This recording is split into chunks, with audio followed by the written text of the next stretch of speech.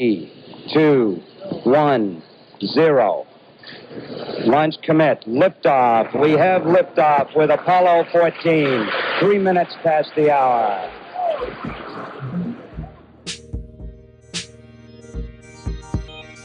Here's the story of the moon tree.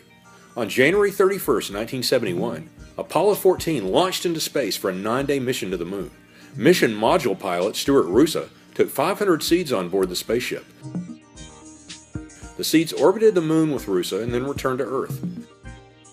NASA then began planting the seeds all over the world. It was the beginning of the moon tree phenomenon.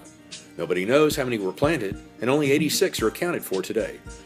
There are 4 trees in Alabama, including a sycamore in the Birmingham Botanical Gardens. The other 3 are in Montgomery, Tuscumbia, and Troy.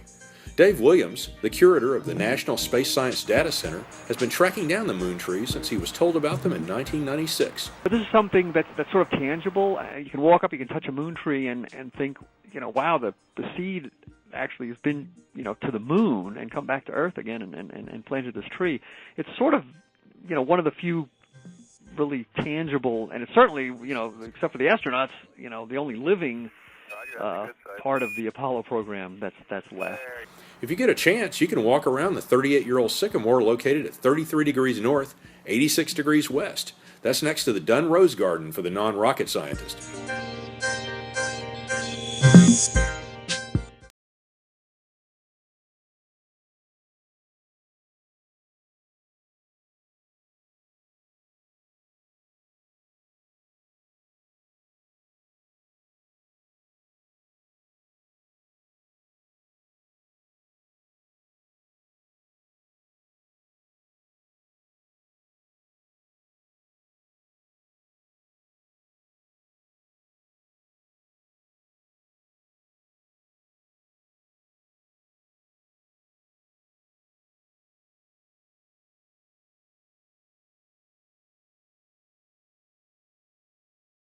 I'm Andrew Krebbs with Birmingham Botanical Gardens, and I'm sitting in front of the garden's moon tree.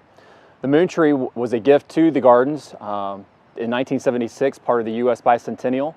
The moon tree, part of the Apollo 14 mission, traveled with astronaut Stuart Roosa with 400 to 500 other tree seeds to see the effects of anti-gravity on germination.